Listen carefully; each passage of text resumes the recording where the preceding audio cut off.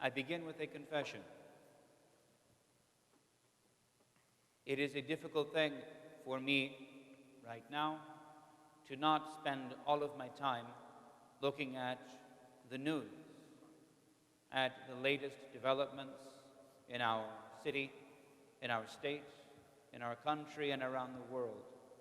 It is difficult for me to lay aside the compulsion to follow every opinion, every idea, every interpretation and analysis of what is going on, of what has been going on, and of what we may expect to be going on.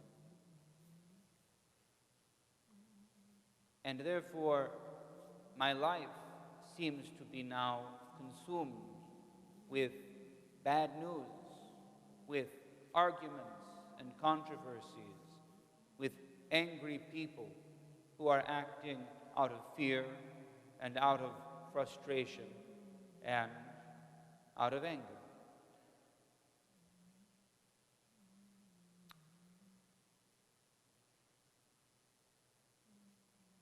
I know that this is not good, and yet this is the desire. The news is so easy to see, and the arguments they follow after so quickly. What I also know to be true is that the only times when I am able now to find peace are when I come into the church and pray the ancient prayers of the church. And in this, I am proving in myself the point of our worship. It is an oasis, a place of safety, the eye of the storm. And more than that,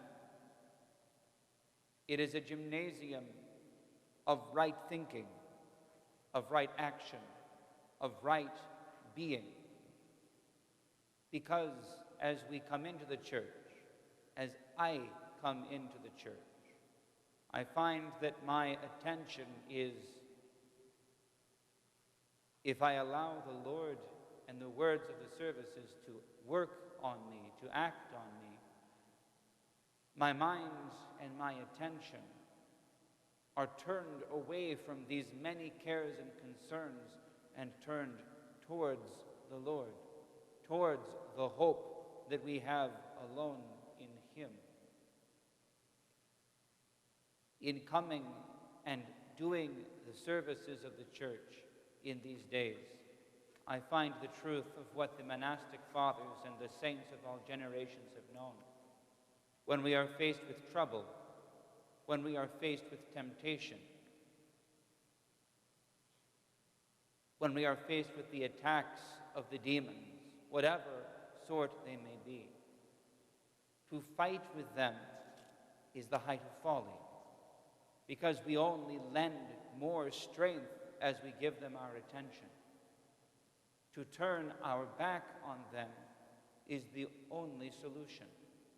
Not because somehow our back is better proof against their attacks than our face, but because in turning our backs on them, we are able to turn our faces towards the Lord. And His love, His peace, His presence in our lives is proof against any attack. In Him we find peace. In Him we find love. In Him we find life. In Him we find a sure place for our feet, as all around us is sinking sand. What I beg of you all then, what I urge myself and all who like me are troubled by the realities of these days, turn your faces towards the Lord. Turn your backs to the troubles and concerns of this world. which is not to say, don't be careful. Turn your faces towards the Lord in prayer and reading and worship, yes. And exercise. Go outside if you are able and walk around the block. Spend time with your family. If they are close by, if they are in your household, take a moment to look them in the eye. Take more than a moment. Live your life with them in this time. Your life with them, not with the computer or the phone or the latest updates. Care for those who are alone. Call someone that you know does not have others in the household. Call your distant family, your parents, your siblings, your children. Reach out to them all. And find in some way how you can support those who are in need. The doctors and the nurses.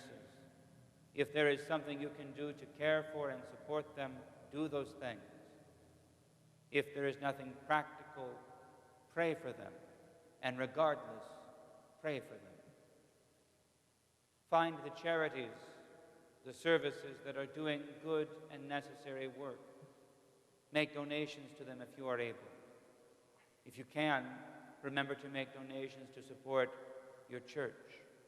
Because without people in the pews, without the offering tray, without the businesses that the churches run, the church finds itself with,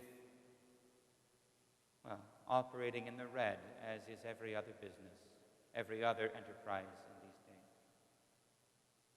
Turn away from the news cycle, from the television, from the computer, and from the phone, and turn towards the Lord, towards your own health, towards your loved ones, and towards the support of those who are doing good things and necessary service in these days. And above all, turn towards the Lord in prayer. For in him we will find peace that surpasses the understanding of all the world.